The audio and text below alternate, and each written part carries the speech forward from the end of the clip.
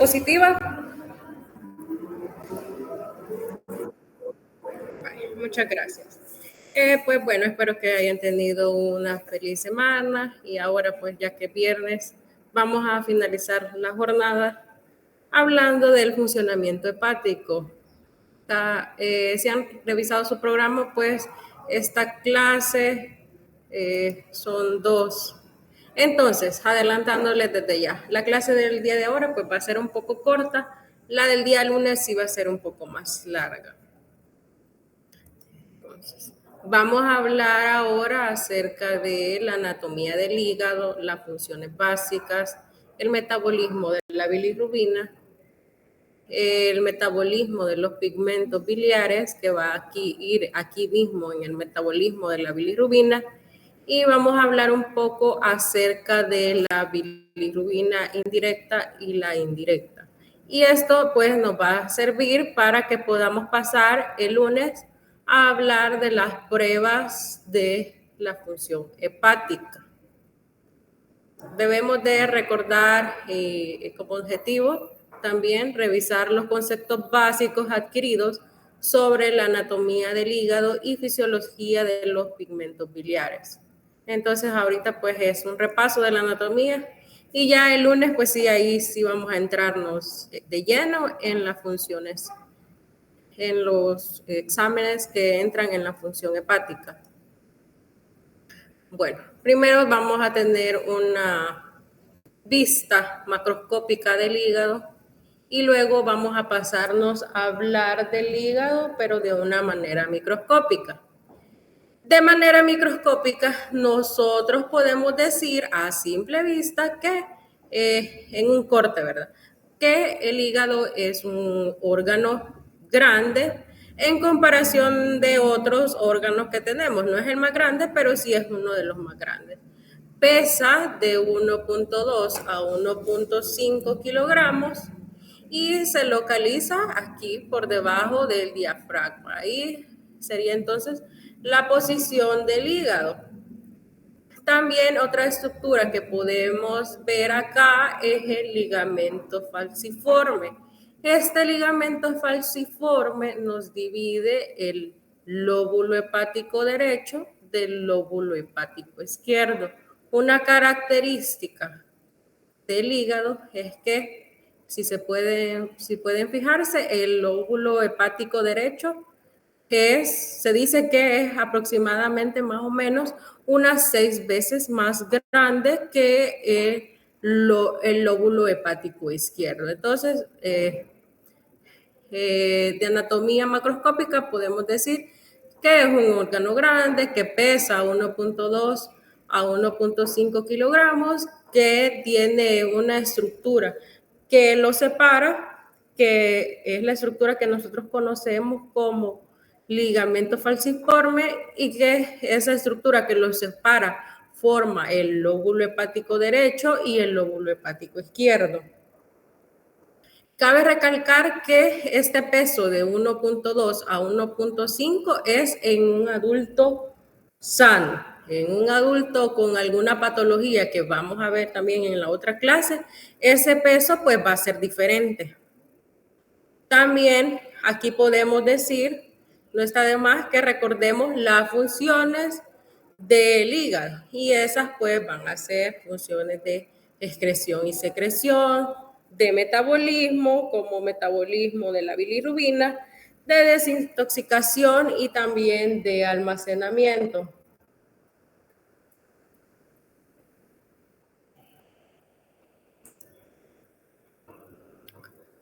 El hígado, pues, es un órgano que va a estar muy bien vascularizado, más vascularizado que otros órganos, y se conforma por una arteria hepática y una vena porta. Entonces, podemos decir que el hígado recibe su riego sanguíneo de la arteria hepática y de la vena porta.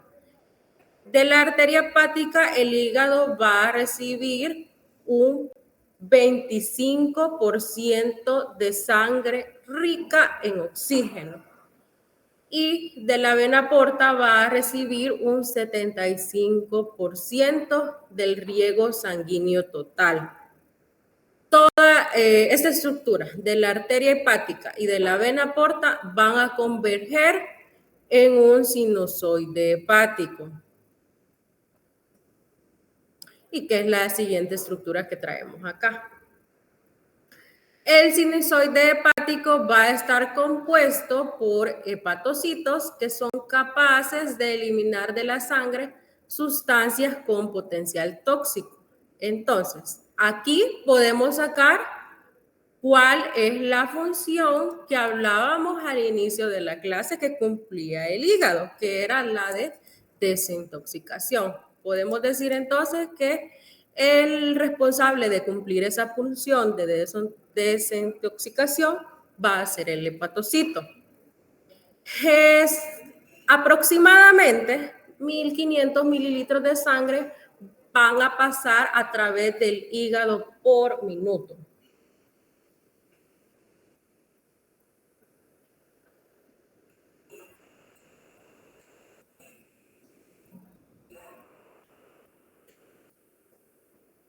Y aquí pues más imágenes del hígado, pero nos vamos a pasar a esta.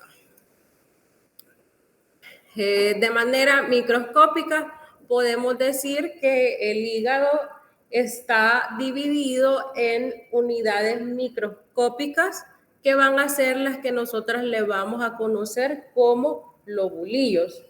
Y los lobulillos que van a ser en este corte transversal podemos ver un lobulillo. Ese lobulillo podemos decir que es la unidad funcional del hígado, que son los responsables de las funciones metabólicas y excretoras. También podemos decir que este lobulillo está formado o tiene una estructura de 6 lados y que cada una de esas estructuras de 6 lados va a converger en una vena central que podemos ver acá. Pero lo característico del lobulillo, aparte de las funciones que les acabo de decir, y si quieren se las repito, porque si pueden ver no están en la diapositiva. Entonces, repitiendo, el lobulillo va a ser la unidad funcional del hígado y va a cumplir funciones metabólicas y excretoras, funciones que también podemos ver acá, excretoras y secretoras, y también función metabólica, el lobulillo. Pero acá, en este corte transversal, podemos ver algo bien característico. Y es que en el lobulillo es donde se va a formar la triada porta. Y esa triada porta va a contener una arteria hepática, una vena porta y un conductillo biliar. Entonces, cada lobulillo va a tener una triada porta que va a estar conformada por una arteria hepática, una vena porta y un conductillo biliar. Todo esto pues va a estar rodeado por tejido conectivo. ¿Vamos bien? ¿No me he perdido o se me ha perdido el audio, la diapositiva? No sé, algo que pudiera haber pasado.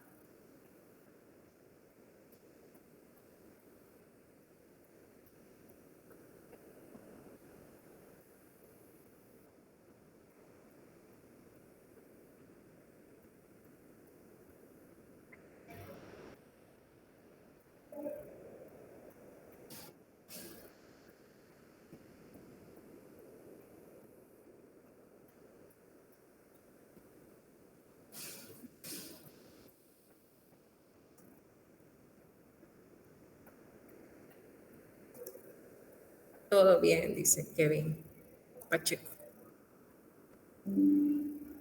Qué bueno. Vaya, entonces acá les dejo las funciones que cumple el lobulillo, que como ya dijimos es la unidad funcional del hígado. Entonces cumple las funciones metabólicas y funciones excretoras, solo es.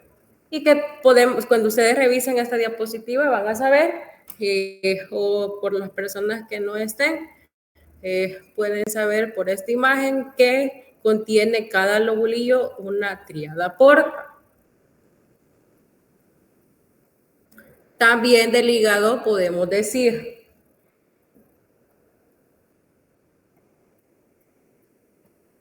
que está conformado por células, células de Kupffer y hepatocitos. Los hepatocitos pues van a ser aquellos que van a conformar alrededor del 80% del volumen del órgano. Son células grandes que realizan las funciones principales relacionadas con el hígado y son las responsables de las propiedades regenerativas del mismo. Es así que si les preguntan cuáles son las unidades o las células que son responsables de las propiedades regenerativas del hígado, ¿qué me pondrían ustedes?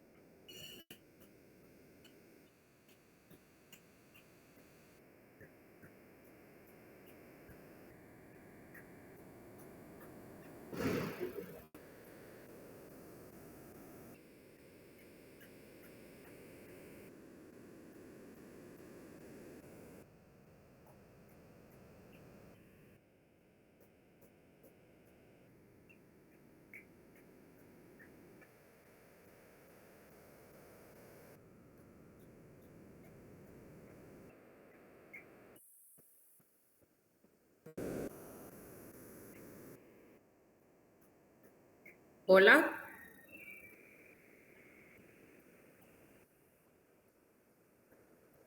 les decía, de tal manera que si en el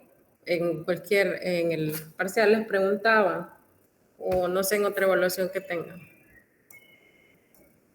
¿cuáles serían las células que tienen las propiedades regenerativas del hígado?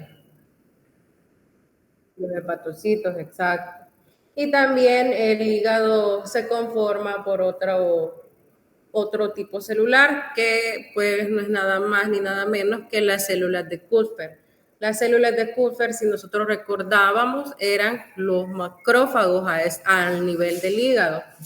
Eran los macrófagos que recubrían los sinusoides hepáticos y actúan como fagocitos que pueden ser capaces de envolver a cierto tipo de microorganismos como bacterias, detritos o toxinas o también otras sustancias que puedan ser letales o dañinas para el hígado.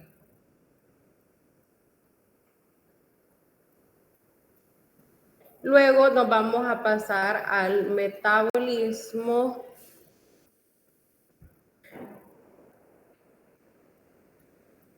de la bilirrubina. Y acá pues suceden cosas bien interesantes. Primero es la destrucción eritrocitaria. Como sabemos, la destrucción eritrocitaria se da alrededor de 120 días, la destrucción de los eritrocitos. De eso se desprende hierro y proteína, pero lo que nos va a servir para formar la bilirrubina, pues va a ser el M. El grupo N de los eritrocitos es el que a mí me va a servir para poder formar la bilirrubina. Esta bilirrubina, pues, va a ser insoluble en agua, por lo cual va a necesitar una molécula de albúmina para poder transportarse. Luego que tiene la molécula, se une a la molécula de albúmina, pues es lo que nosotros conocemos como bilirrubina no conjugada o bilirrubina indirecta. Esa bilirrubina no conjugada es la que va a entrar al hígado y esta es la que ahora sí, por medio de la enzima UDP glucoriltransferasa, que no sé si alguien sabe cuál es el nombre exacto de esa enzima que va a transformar a la bilirrubina no conjugada en bilirrubina conjugada.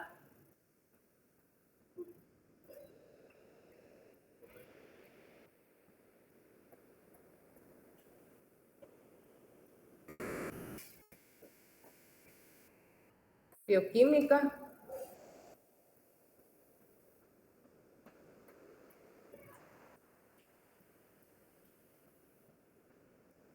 Bueno, pues se lo voy a decir y es la uridin difosfato glucoroniltransferasa.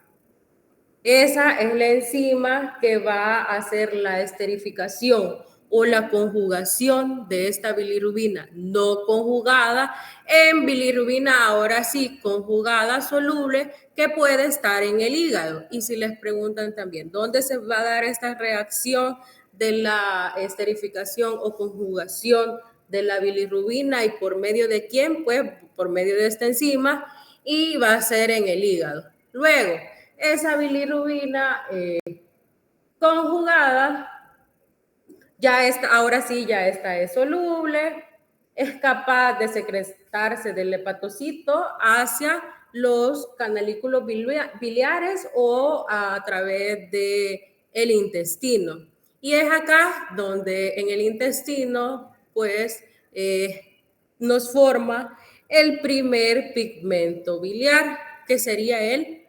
urobilinógeno. Y yo sé que esto sí ustedes sí lo saben. ¿Para qué nos servía o cuál era la función del urobilinógeno?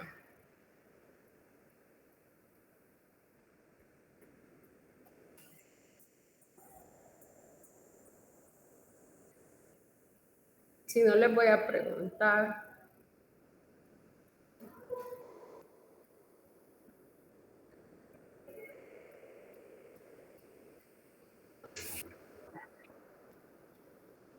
Ajá, alguien creo que levantó la mano ahí y quería participar.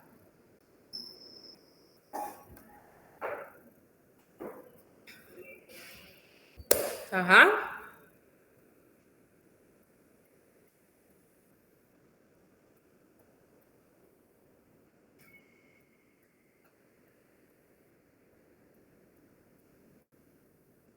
Vamos a ver, Chachabá, que está aquí.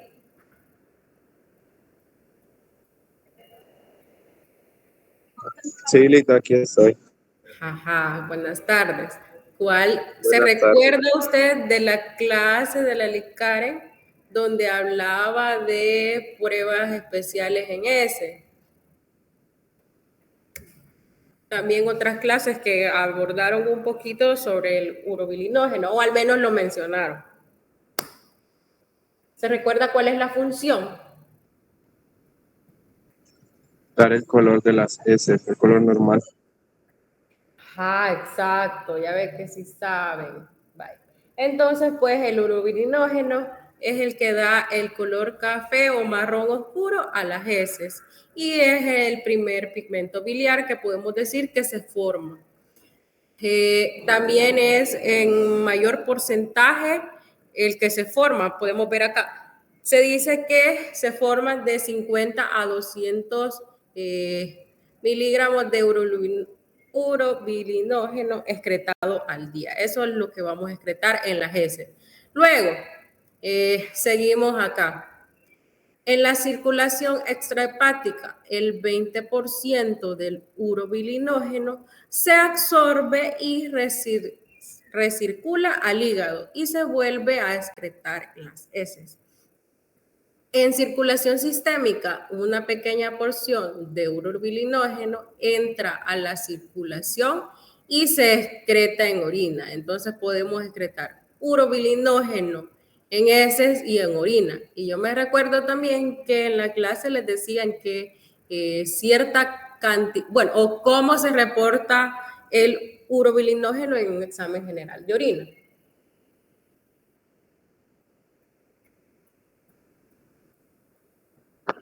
Normal. Normal, muy bien, exacto. Porque podemos ver acá que cierto porcentaje lo vamos a expulsar en heces y otro porcentaje que es completamente normal va a ser excretado en todo el día. Entonces, los porcentajes serían o los valores serían de 1.4 miligramos de urobilinógeno en orina y en ese serían de 50 a 250 miligramos de urobilinógeno en heces. Estos resultados pueden cambiar debido a ciertas patologías que en la clase del día lunes pues vamos a ver. Entonces, para ir finalizando el día de ahora, la clase vamos a hablar acerca de las bilirrubinas conjugadas y no conjugadas. La no conjugada es la que nosotros decimos que es la indirecta. Podemos decir de esta bilirrubina no conjugada que es insoluble en agua y que no puede eliminarse del organismo hasta que se haya conjugado en el hígado, como vimos acá en el esquema. Una vez en el hepatocito, la bilirrubina no conjugada fluye hacia los espacios sinusoidales y se libera de la proteína que le va a servir a esta bilirrubina no conjugada como transporte, de tal modo que pueda captarse por una proteína transportadora ligandina, que eso no lo vimos acá y no sale acá. Pero después que esta bilirrubina no conjugada necesita ingresar al hígado y como ella todavía sigue siendo no soluble o insoluble, necesita de esta otra proteína que va a ser la ligandina. Esta va a estar localizada en el hepatocito y es la responsable de transportar la bilirrubina no conjugada al retículo endoplasmático. Luego, la conjugación de esta bilirrubina va a ocurrir en la presencia de la enzima uridín difosfato glucuroniltransferasa o UDPGT, que transfiere una molécula de ácido glucurónico a cada una de las cadenas laterales de ácido propiónico de bilirrubina para formar diclorónido de bilirrubina y también esta le conocemos como la bilirrubina conjugada o bilirrubina directa, que la bilirrubina directa es soluble y capaz de secretarse del hepatocito hacia los canalículos biliares. Y en la siguiente diapositiva pues les traigo el resumen y a modo de comparación estas dos bilirrubinas.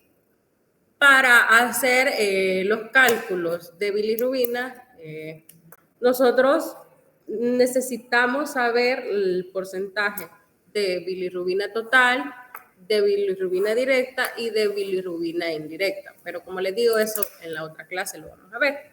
Pero de la bilirrubina indirecta podemos decir que es insoluble en agua, que en plasma nosotros vamos a tener una concentración de bilirrubina indirecta de 0.5 a 1.0 miligramos. Y en plasma, esta bilirrubina indirecta necesita de su transporte, ¿verdad? Que va a ser la albúmina y también una pequeña fracción de globulinas alfa. Luego, de la bilirrubina directa podemos decir que es hidrosoluble que normalmente no existe ni en suero ni en orina, y alguien se imagina por qué esta directa no va a existir en suero ni en orina. Para responder eso necesitábamos ver esto. Al ver el esquema del metabolismo de la bilirrubina, ¿por qué ustedes me pueden decir que la bilirrubina directa no la voy a encontrar en suero?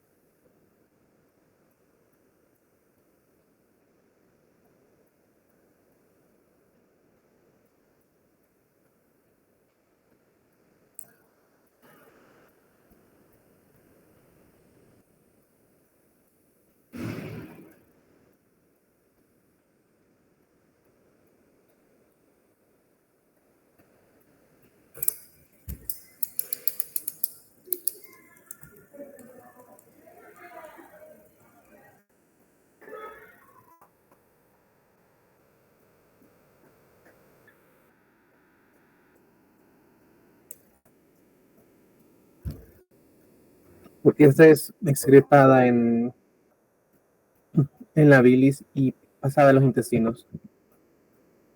Ajá, sí, o sea, sí está bien, pero la vamos a encontrar más que todo a nivel de órganos, no la vamos a encontrar en la sangre.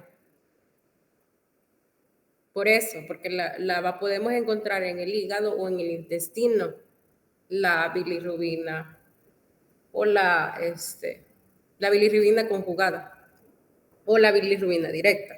Ujú.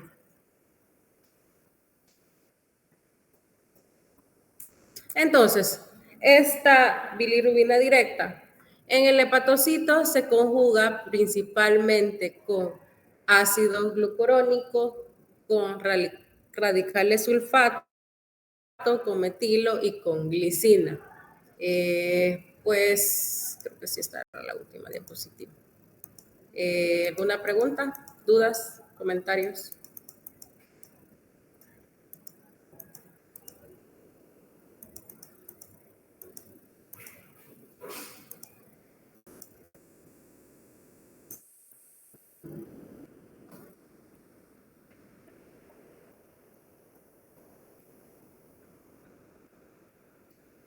Yo no sé si lo mencionó, simplemente por duda. La bilirrubina indirecta es aquella la cual no es soluble en agua, ¿verdad? Sí, Oh, sí. la indirecta, que es el Oh, sí, solo indirecta, ajá, insoluble. Y por eso les hice aquí el cuadro, para que puedan anotar las características y comparar.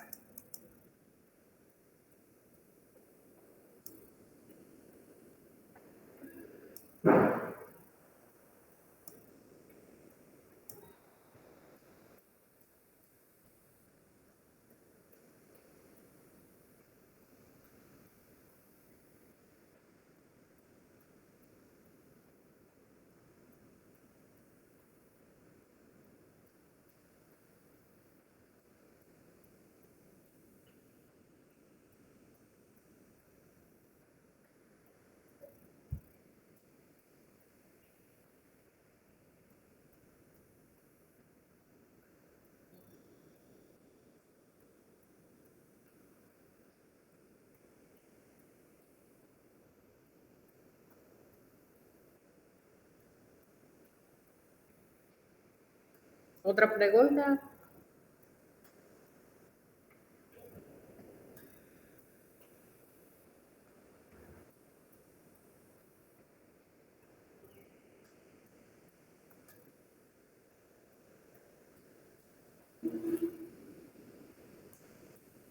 La clase del día de ahora se la voy a pasar a la LIC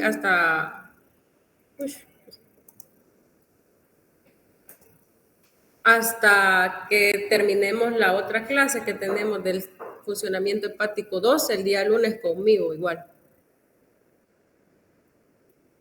También, licenciada, muchas gracias. Bueno, pues solo mi grupo número 2 si se pueden quedar conmigo.